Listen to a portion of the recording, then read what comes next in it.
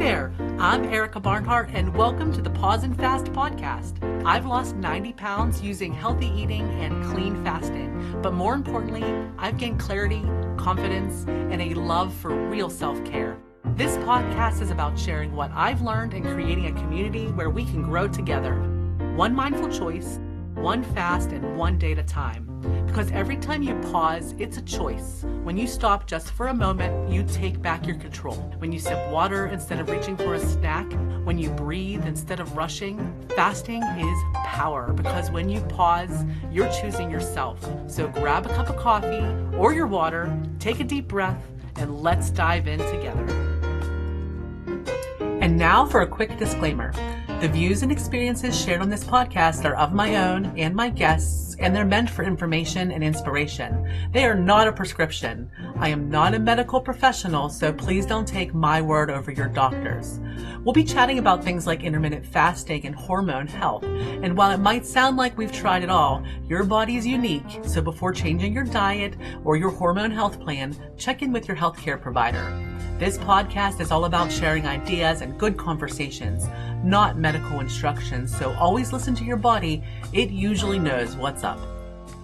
Hi, everybody. This is Erica Barnhart from the Pause and Fast podcast, and I'm really excited to be here with Mike Saunders. He's from Eclectic, Alabama, which is close to the capital, Montgomery. And I'm really excited to have you today on the podcast, sir. So, I wanted to give you a moment to introduce yourself, and I just wanted to ask you a little bit about when and why did you begin intermittent fasting? Well, thank you for having me on your podcast. I'm excited about this because it's just another avenue where I can maybe say a few things that might help some people.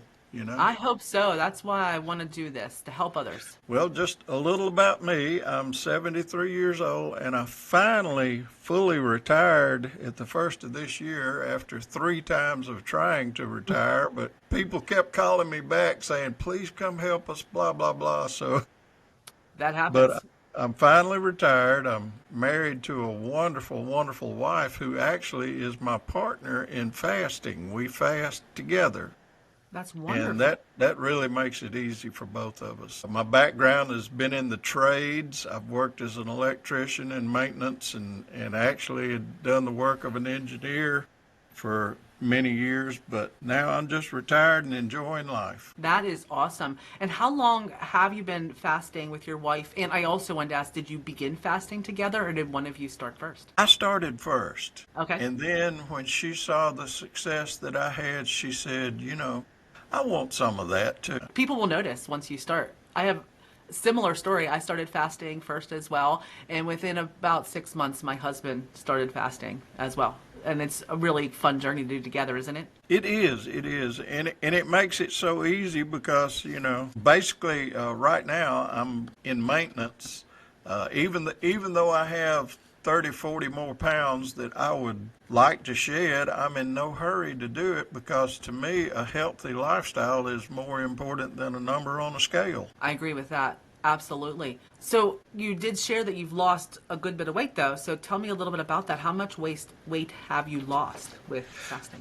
70-something pounds. Wow. I haven't weighed in a couple of weeks, so I couldn't tell you exact number, but it's 70-something pounds. And the way I got started on it was I was desperately needing knee replacement surgery. But my doctor said that, I can't operate until you get below a certain BMI. And when you get there, that's when we'll operate. Well, that was in November of 2023. Okay.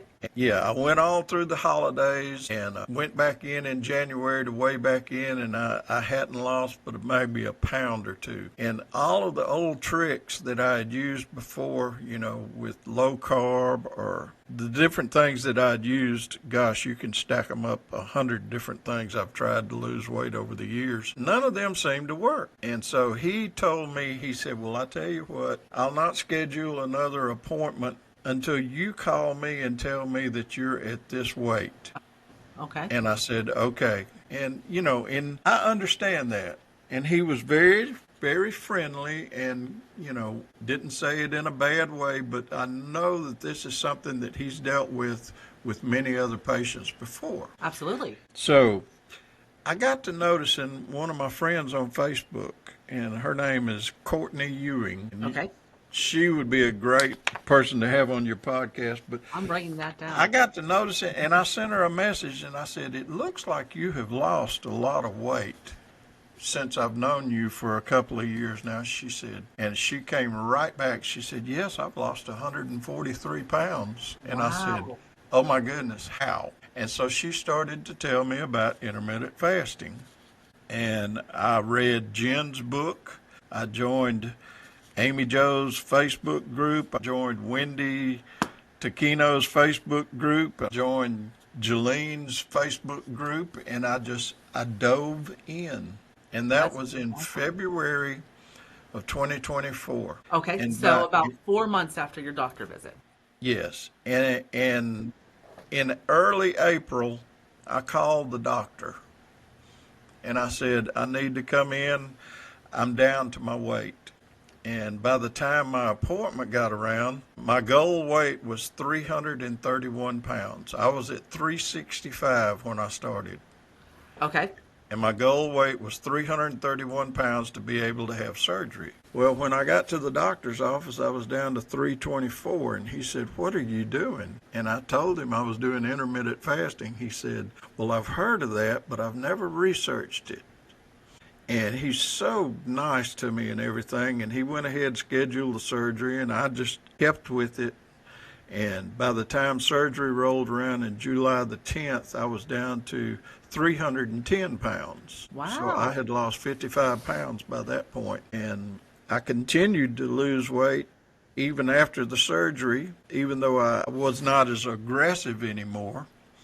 And over the year, I needed to have the other knee done, so I decided to wait a full year between operations. And I'm glad that I did, but I continued to lose weight, and now I'm down into the 290 range. That's amazing. So you saw a big first number change, and now you're in the 200s. Yes. I bet But you that that's, feels good. to me, people get excited about the pounds and stuff. I'm not as excited about the pounds anymore as I am about all of my non-scale victories. Well, tell me more about that, Mike. What kind of non-scale victories have you seen? Blood pressure, number one. Yep. I was on 2 different medications for blood pressure. I was on Fasanapril and I can't pronounce it, Carvedilol. One of them took care of the high end, the other one took care of the low end. I'm on neither one of those now, and my blood pressure's it runs in the 130s over 70. So it's staying really in a good level right now. Oh yeah, it's perfect. And then I'm off of statin drugs or any cholesterol drugs. I don't take any medications at all now, except for some over-the-counter things. Okay. That are really not medications. They're more like supplements, Oh, yeah. So nothing really like medication-wise, just some supplements. Which ones do you recommend? Any in particular? Are your favorites? Oh, gosh, magnesium glycinate. I take that as well. It's the only thing I take. Yeah, make you sleep like a log. Yeah, I agree. It really, I don't take much. Like I said, I just take the magnesium, and I tried it from a recommendation from other podcasts. I actually ran out for a little while, and I didn't take it for a month, but it's like one of the things I truly missed after a little while. I was like, it helped me just ease my mind. It helped me relax. It helps with digestion and things like that I didn't even realize it was benefiting me as much as it was until I stopped taking it. So I do like that. Now, I take that, and I take a high-quality fish oil. Okay. It's actually prescribed for me. So you could say that it was the doctor. She prescribed it for me because she said, I want you to take fish oil. Would you take that? And I said, yes. She said, because I am a heart patient. I've had a stent. And she said, I just want to prevent any reoccurrence of anything. She said, and since we don't need the statin drugs or anything like that, I would just rather you take a good quality fish oil and let me prescribe one for you. So it is a prescription, but basically it's just fish oil. Oh yeah, basically probably just a high quality. It is. It's an extremely high quality fish oil that you can't just buy over the counter. She said if I didn't want to do that, I could just take the over the counter brand.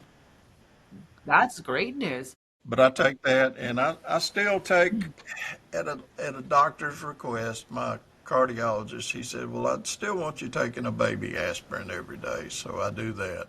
But I don't consider that medication. I just consider that a preventative. And those are the only things that I put in my mouth besides the food that I eat. That's awesome. That's really Yeah. good news and really inspiring, Mike. That's awesome. Yeah. Speaking of what you put in your food, we did talk a little bit about this, but eggs and cabbage. Tell me about eggs and cabbage. My goodness. Wendy Taquino, intermittent fast with Wendy. Yes, I'm in her group as She well. she is a treasure. She is a treasure. And she introduced me to eggs and cabbage. I would have never in my life thought of putting eggs and cabbage on the same plate and enjoying it. But here's what I do. If you want a quick little recipe, I love it. Yes, please. okay, I will saute in butter cabbage and bell pepper and onion and carrot and, whatever I want, I'll put in there. The main part of it being cabbage. And I'll go ahead and saute it on down until it has just a little bit of crunch left in it. Yeah. And put that in my bowl and then cook 2 or 3 eggs like an omelet style and put that over the top of it. And then, of course, I'm going to have 2 or 3 tablespoons of kimchi to go with it. That's funny. I was going to ask you about that too. I saw your recipe in our Facebook group and it looks delicious. Do you often make things like that? I do not want to run out of kimchi. Let's just I put love it it, but that I've way. only bought it at the grocery store, so I'm going to try it. I even have the jars for the fermentation and everything. Yeah.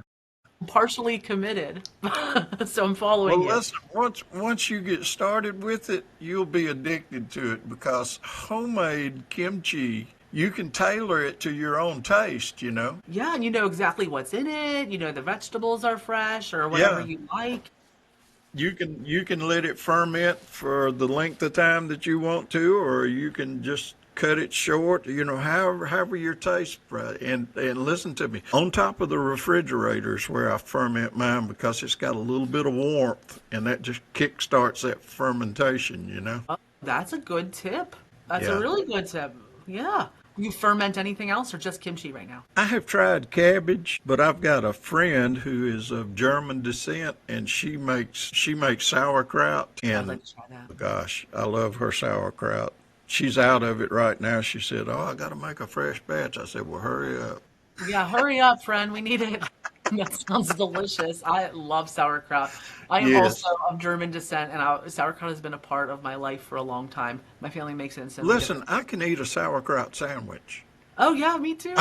I can take 2 pieces of toast, and I like my toast really crispy, and I'll spread some spicy mustard on it, and then just a thick layer of sauerkraut, and just eat that, and it's, my goodness. My dad used to stir it into his mashed potatoes with ketchup. I thought it looked really gross, but I don't think I'd do that right I now. don't know about that, but Yeah. Yeah, just thinking about it kind of turns my stomach. I haven't thought about that in a while, which shows me that food choices do change whenever you start they fasting. do. So, what else has changed with some of your food choices since you became an intermittent faster? Oh gosh. Well, my wife and I, we still eat bread, and we still eat, but she makes our own bread. She makes a whole wheat bread in the bread machine that she has, and that's our primary bread, because we know that it's healthy and it doesn't have matter of fact, when she makes a loaf, she goes ahead and slices it and then puts it in the refrigerator just so that Okay. it'll stall off any, don't want it to spoil or, start getting moldy. We make our own bread. We try to eat nothing processed. Yep. We try to stay away from seed oils, and in the process, we even make our own beef tallow in the crock pot. Oh, wow, that's cool. I've Yeah, been hearing a lot about beef tallow, and I was just looking into purchasing some, but I never considered making it by myself. you can go to the butcher and just say, "Hey, I want to buy some beef fat," and they'll give you the trimmings, and you just take it home, put it in the crock pot, and just put it on low and just let it render on down, and then just start picking out the little pieces of meat, and what you've got left is pure tallow. Almost like the grease off of a bacon and stuff too, right? You just kind of filter out the Exactly. meat chunks. Exactly. All right. And you won't find us throwing away any bacon grease around this house either, because Nope. that's just like liquid gold around here. Wait, bacon grease is a commodity. I can't believe I wasted it for as long as I did. I always have some bacon grease around. I love it. Yeah. But no, food choices change because as you start losing weight and you start seeing these non-scale victories and stuff, you want to promote that within yourself, and so food choices, become To help effective. support the hard work that you've done. Yes. Yes, I feel so much differently about processed foods. I've always liked vegetables and things like that, of course, but I was drinking a lot of artificially sweetened beverages and eating a lot of things that I never even considered, chips with flavor dust all over them and stuff. And now I look at them and think, Hmm. "Oh my gosh, I don't even want that in my body." When before I would have like killed for a bag of cheddar and sour cream Lay's or something. And now I'm like, "No, thank you. Like, give me some cheese with sour cream instead and a potato." Yeah, I love cheese. We both love cheese. One of her favorite dishes, it's one of mine too, is she'll take zucchini and yellow squash and onions and bell peppers and slice it all up and put just a dash of olive oil in there, all among it. Put it in a shallow pan and bake it in the oven until it starts to wilt, and then put cheddar cheese all over the top of it. And oh my goodness, that's so Oh my good. gosh. That does sound really good.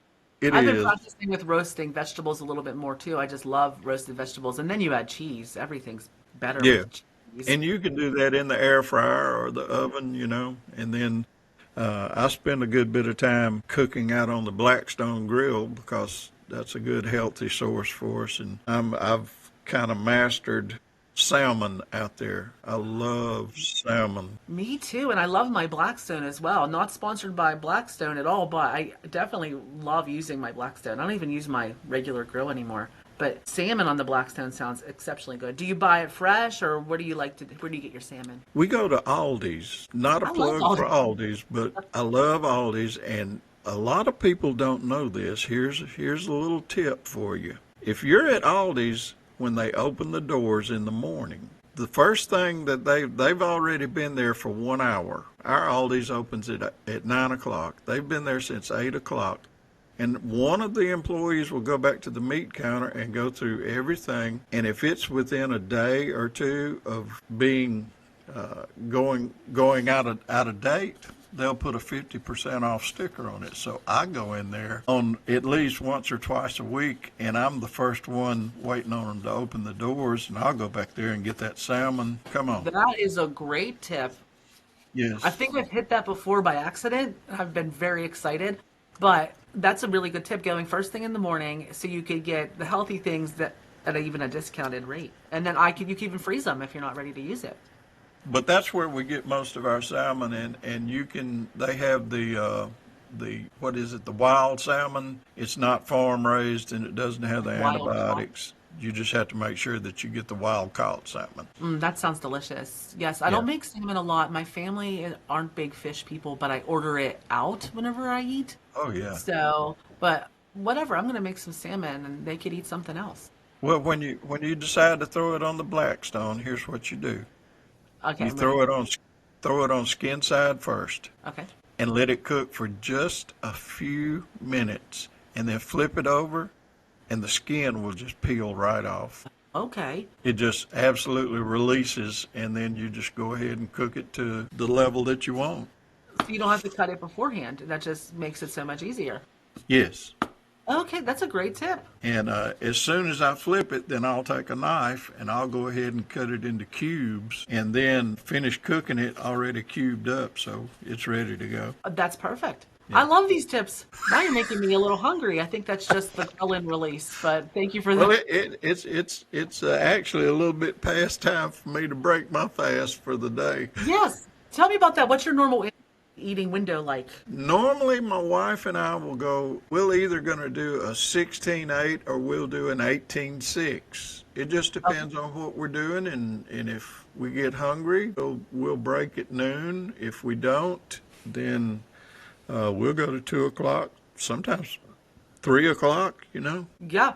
Fasting's funny like that. Before I was a faster, I couldn't imagine waiting till 2 o'clock or 3 o'clock to eat. But Once in a while, it happens by accident. I'll look at the clock and be like, oh my goodness, what happened to the day, right? I can't even think about eating anymore in the morning. It's been so long. I mean, we're talking February of 2024. I've been fasting since then. So So, that's coming up on 2 years. well, congratulations on that. That is awesome.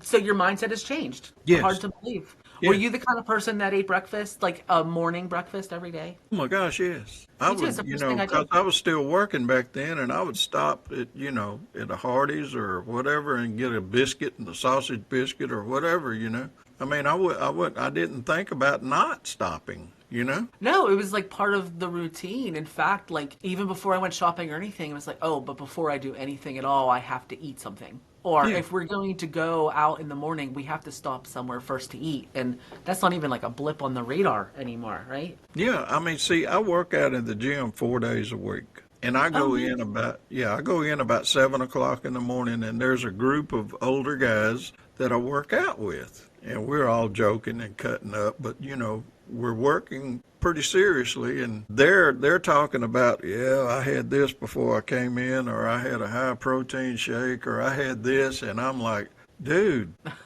I hadn't had anything. And they look at me like they cannot believe that I have come into the gym without something in my stomach. I hear that all the time. I have friends that are weightlifters and they are always chasing their protein Yeah. and having to eat before they work out. And I can't even imagine, like, I don't want to eat before I work out. The thought of it makes me feel like, oh, that No, sounds heavy or burdensome, right? you'd be sluggish. Yeah, sluggish. Like, it's until you meet other fasters and start talking about it, it's amazing what you can do fasted and not even think about it. In fact, Well, I see, am sure. one of the guys in the group now, he has come on board, and he won't eat before he waits until after he's through working out, and he said most of the time I just wait until lunchtime to eat. And I said, good for you. Good And for you him. can and you can tell it too, because he's slimming down, and So he's seeing the benefits. yes, he is. That's awesome. Has there been anybody else that you've affected like that through just your personal life? Oh gosh, yes. There's been several people that I grew up with. There have been several people that I go to church with. There have been several people, from all different walks of life who've seen me and said, what are you doing? And I tell them, and I said, it's the easiest thing I ever done. I said, just don't eat. Just don't eat. It's the thing that sounds the hardest, but the easiest thing I ever done. That's what I tell people. I'm like, it sounds hard, but it's easy. It is easy. It Yeah. is easy. I mean, the first couple of weeks you might be going crazy with it, but after that, it just becomes I don't even think about it anymore. It's automatic. It's automatic. Do you Yeah. remember your first couple weeks? What kind of things or changes did you go through? Oh gosh, I was just like, well, with me, I was already drinking black coffee. I've Okay. drunk black coffee for years, so I said, well, I'll just settle in with that, and that'll be my go-to. And it really wasn't that hard for me because I was so determined to lose that weight, I guess. But I understand if it's hard for somebody, and I understand. I've got a lady who contacted me just this morning on Facebook Messenger, and she said, "Would you help me with intermittent fasting?" She said, "I've seen the results," and she said, "I need that too." And I said, "Sure." That's wonderful. And Yes, so I'm always about helping yeah. others. So I sent her some resources, and she said, well, I want to buy your book and blah, blah, blah. And I said, well, yeah. I said, that's a good start. And I said, Jen Stephens' book, Yes, all of I that. always recommend Jen Stephens' book. It's just a great tool so you Absolutely. understand the basics, the science behind it. What a great book. I love it so much. But whenever you share your message, you mentioned your book. Tell me a little bit about what inspired you and about your book. Jolene inspired me. Jolene, she was my first interview. She's so great, and I appreciate her for setting us up on this conversation. Thanks, Jolene. Shout out. She's a treasure. She told me, she said, you need, with all the things that you do and you write, because I've got like 21 books at Amazon. Wow. Okay. I write fiction, I write biblical fiction, and then I write books that are more inspirational, type books. But she said, you need to document your journey. And so I did. Basically, my book is is how I got started and the journey through to having surgery, and then the year after surgery and leading up to the second surgery. And that's where my book kind of ends. But it's got some recipes in it. It's got other things in it like preventative medicine and how to look at things that will help you in all manner of life, not just intermittent fasting. That's wonderful. And what is it called? It's called Intermittent Fasting for the Win And by it can be found Mygoal. on Amazon. If you go to Amazon, just type in Intermittent Fasting for the Win by Mygoal Saunders, and it'll pop right up. That's awesome. I'm going to check it out. I'm excited to read it. I love reading real stories about real people. They're just so inspiring. And that you wrote a book through your surgery too. I bet that added an interesting perspective for a lot of people. Yeah, one of the things in my book was in the time period between November and February when I found Kortney and I found intermittent fasting. I mean, you know the games that it plays in your head when you're overweight. Oh, yes. Yes. And the game that was playing in my head was, am I going to end up in a wheelchair eventually, not able to walk, because I couldn't hardly walk to my mailbox? And am I going to be just a loser for the rest of my life? And then when I found intermittent fasting, I discovered that I didn't have to be a loser anymore. I could be a winner. And I love it. That's why I chose the title Intermittent Fasting for the Win, because Yes. Won. Yes, you're winning. That's amazing. Yes. And celebrating it every day, and that you can walk, and that your knee replacement surgeries, I'm assuming they went well because you're walking and Yes. talking and everything right now, right? So Yes. that is amazing. I also had a surgery as an intermittent faster. Excuse me, talking too fast. But it was an Achilles heel repair and a heel spur removal. Yes, it was pretty intense. I was Yes. off my feet for about 6 weeks, like non-weight bearing, and I fasted through it. And I'll share with you too, just for other people that have had surgeries, my healing process was amazing. I don't want to brag too much, but my doctors were even like, Erica, you're doing so good. We want to remind you that you're still healing. Like, make sure you're still taking it slow and not going too fast by accident. So I was just healing quickly, feeling great. I mean, I have very minor discomfort. Sometimes I know when I overdo it, but I know in my heart that I healed quicker and faster as a faster than I would have as a non-faster. Absolutely. Let me tell you just a quick little snippet. My first knee, I didn't know what to look for. You know, you can read stories of other people, but you really don't know until you do it. Okay. My second knee, I got in the gym and I started working out and strengthening that leg and doing all of these things. And I, of course, doing my fasting. And it's been tomorrow would be 11 weeks since my second surgery. 11 weeks. 11 months. weeks. I went in 2 weeks ago for a 9-week checkup. And the last time I had a 9-week checkup, then I had a 4-month checkup, then I had another checkup after, 8 months. This time, are you ready for this? This is a huge NSV here. I went in for my 9-week checkup, and the doctor says, he looked at my scar. He said, stand up and walk, let me see. And I did, and he said, are you still in the gym? I said, yes, I am. He said, well, I tell you what. He said, you are doing so good, I'm not even going to schedule another follow-up visit after this. He said, if you have a problem, call me. Wow, Mike, that's amazing. How often are you going to get released from a doctor after having a knee replacement surgery in just 9 weeks? Yeah. You graduated early. Congratulations. That's I good killed news. it. You nailed it. Yes. Congratulations. Yes. Wow, that is really inspiring for anybody about to have a surgery. I mean, Well, listen, wow. it was exercise and fasting. Fasting, exercise, staying moving. I think so many people don't move after surgeries like that, right? That's a huge problem. That is a huge problem.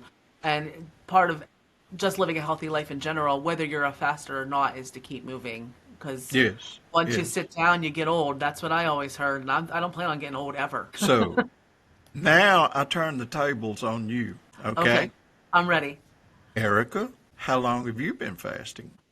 Well, I have been fasting since March of 2022. So I'll be coming up here on 4 years in March. So I've been doing it for a long time now. I feel like I have a lot of experience. I lost 90 pounds pretty quickly within the first year, and I've Yes. maintained it for the most part. I just shared on Graham's podcast. I had a life change after my surgery. My exercise changed, and my daughter moved in with her baby. So I have put on about 10 pounds from my lowest weight, but it just doesn't seem like a big deal. It's coming off slowly. I just stopped eating dessert as much. And like I have for the first time in my life, I'm like, wow, losing 10 pounds just sounds like no big deal. When before I was crying about how I would do it. And I was so overweight and sad, so I'm in a good well, place. my wife and I, our little GP, our doctor, she loves to see us every 6 months because my Okay. wife, she has the thyroid thing going on, and so she wants to check up on that. And so she wants us both in there at the same time, and she schedules our appointments together. And I know the reason behind that, that's so we'll rat each other out, right? Yep, But absolutely. I love going to the doctor with my husband, so I know everything.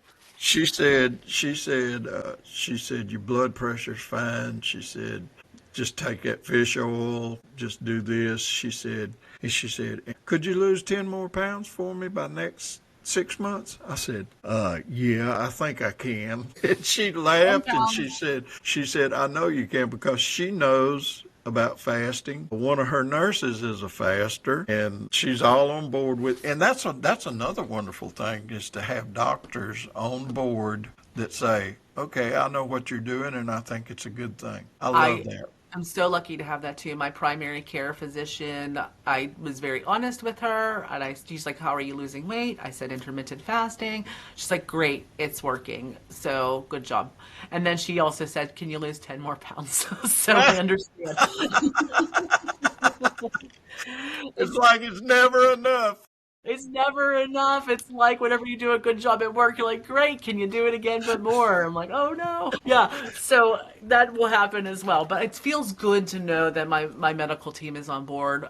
But to be very honest, I had already found fasting by the time I went to that doctor, and I really liked it so much that I may have considered even finding another doctor if they didn't understand or agree. Absolutely, Yeah. absolutely. I just feel that strongly about it. So I'm very committed to it in a healthy way, of course. Well, see that's part of what I discuss in my book is the fact that doctors they are trained in school to prescribe medicine. Yes, and treat ailments after they're already there. Well, I'm so thankful that I have a doctor who understands nutrition and she understands exercise and she understands that you can overcome things without the drugs. And that is a blessing there. It sure is. I have a similar doctor, and he's kind of let me take a little bit of charge over my health, which I really appreciate. He would probably let me know, but he's been really open minded to anything I could do that's more natural. He was Yeah. also the doctor who was talking to me about the Mediterranean diet and just trying to give me suggestions, but he wasn't pushing medication. He was always pushing more diet change and active lifestyle. So, I think that you will find in our community of intermittent fasters, if you find somebody who has generally bought into the process and understands the process, that it affects their whole life in all kinds of other ways. it's true in so many ways that I didn't even realize, even after reading them, until they happened to me. Do you have any specific examples? Like, what are the surprising benefits that you've found of intermittent fasting? You know, one of my favorite, I don't know if you like college football or not. I love college football. I don't watch a lot of football, but I'm aware, go Pitt. Sorry. One of the greatest coaches that has ever coached football was Nick Saban, who Okay. was the coach for Alabama Crimson Tide, my team. But Go Crimson Tide. his philosophy is, I'm not here to make great football players. He said, I'm here to make great young men, and in the process, they will become great football players. And that is his whole philosophy. He says, I want to make you into the man that you need to be. And in the process, football will be a side effect of that. It's a part of And that. this is what it is with intermittent fasting. Intermittent fasting, like Jen Stephens says, it's a lifestyle that will make you healthier. And one of the side effects is you'll lose weight. Yes, a health plan with a side effect of weight loss. That's it. That's it. I tell people the same thing because I also experienced a lot of, like, similar to you, my cholesterol is down, my triglycerides are down, my weight is down, all kinds of little things that I was concerned about have ended. I had sleep apnea and I was using a CPAP machine. I'm no longer using that with my doctor's blessing. Just those little things are just so lightening, that if I wouldn't have lost a pound and those things would have happened, I'd be thrilled to still share my story. Absolutely. Absolutely. Yes. But the weight loss has been fun as well, right? Yes, it has. Feels a little better, right? A little more comfortable. Yeah, it's great when you have to buy new underwear. That's funny. Yes, good and bad. I had a couple experiences. I always warn people because I got excited, and bought some stuff and I'm like grew out of it quickly. So some of my good friends got some really nice stuff that was only worn a couple times. But I guess that's the price that I would willingly pay New to be underwear. wearing that. Yeah, new underwear. Yes, everybody likes that. Good job. I'm not sure wife was pleased as well too. Finally, get rid of these things, right? Yeah. That's funny. That's funny. So what advice would you give to somebody who is considering intermittent fasting or just beginning the lifestyle? The same advice that I gave to that young lady this morning who contacted me on Facebook Messenger. Read. Number one, read. Consume the literature. Don't just sit back and ask questions when there are so many wonderful resources available. I mean, you could read my book.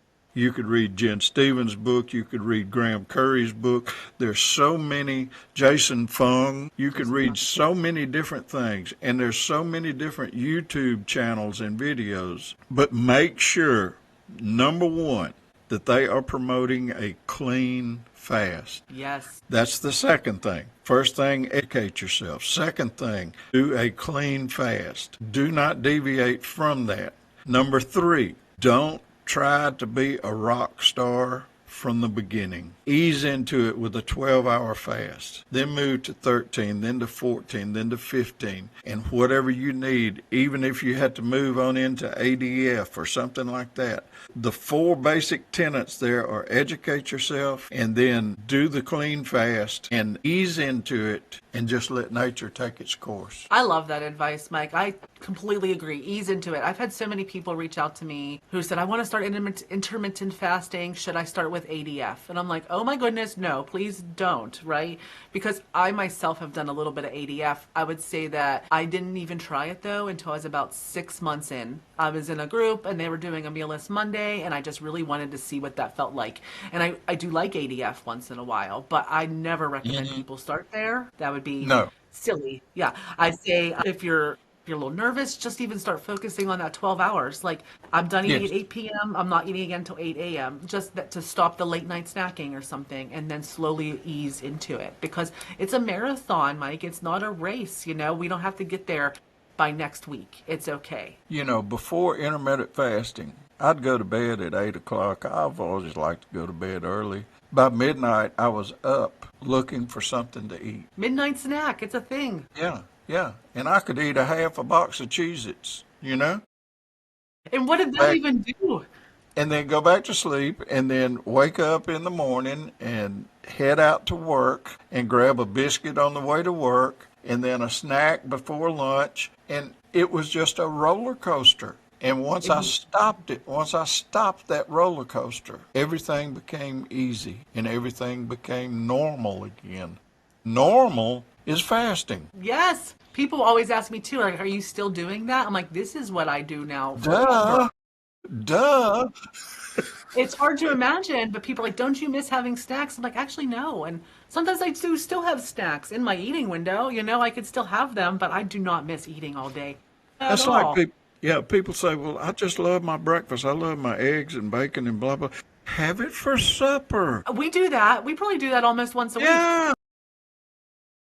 I love breakfast. Give me some eggs and bacon and a Hash breakfast sandwich browns, even. whatever. Yes, please. I love having breakfast for dinner. It's easy and everybody likes it. So we do that quite a bit actually, for sure. Okay. Yeah, love breakfast for dinner. I was going to say something else, lost my thought, but anyway, yeah, you're right. Intermittent fasting, once you get used to doing it, it's impossible to imagine not doing it anymore. Oh, I was going to say I used to eat a bowl of cereal every night before bed. The Yeah. one thing that Jen said that really stuck with me, to be honest, Mike, too, was hunger is not an emergency. I think I No, always it's not. felt like I might get hungry. I was always eating for potential hunger instead of feeding for real hunger. So I'd be like, I'm going to eat this just in case. Does that make Yep. sense? And then I've Yep. realized that I've tested, like, oh, I'm hungry right now. But then an hour goes by and I haven't shriveled up and died or anything. So I'm like, okay, this wasn't an emergency. It didn't get any worse. It just kind of lingered. And then usually it goes away once I can get through that ghrelin release. I could go through a couple more hours. And that's why I always tell people just to be mindful and take a pause for a moment and decide, is this true hunger or is this just a hormone release? But it's given me the power because I used to eat out of desperation and now I'm able to take that pause and it's no big deal, right? To put a timestamp on this video that we record, or this podcast that we're to put a timestamp on it. I'm sitting here watching all of these videos of these people whose EBT benefits have not been coming in, and they're weighing 400 pounds and they're screaming, I'm going to starve to death. Yes. No, you need to starve a little bit every day. Yep. Yes, and there's a lot going on, but there's something to be said that we can all take a little break from Yes, eating yes, all day.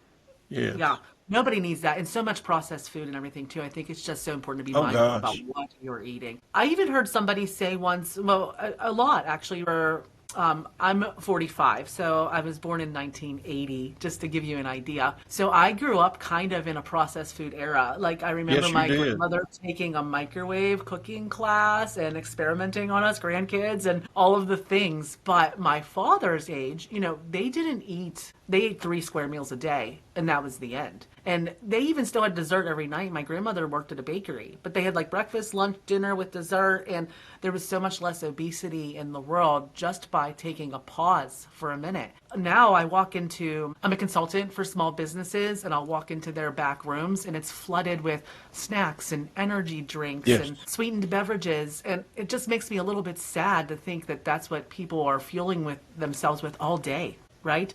When it would Yes. be better to consume nothing at all. Absolutely. Absolutely. I appreciate your perspective, Mike. So, anything else that you'd like to share with our podcast audience or with the listeners today that would be beneficial with their journey? One thing before we close out. If I can do it, you can do it. That's powerful. That's the bottom line. In 1991, I smoked my last cigarette. Good job. And when I say smoked cigarettes, I smoked 3 packs a day of full flavor menthol cigarettes. Salem was my brand of choice. Salem menthols. Yes. My mother smoked. I quit in 1991, cold turkey. Good for It you. was it was pure HE double hockey sticks for a few weeks, but it got better and better and better. And if I could do that, I knew that I could stop eating. And if I can do that, I know that you can too. Thanks, Mike. That's really great advice. And I agree 100%. If I can sit here and talk to people about health and wellness, anybody can. Because, Absolutely. if you would have told me 5 years ago that I'd be even having this conversation with you today, I would have not believed you at all. I'd be like, no, I'll still be eating snacks all day. But here I am living this lifestyle and loving it. So Yes. I truly appreciate you coming on to the podcast today and telling us your story. I hope that people read your book, Intermittent Fasting for the Win. I'm excited to read it as well.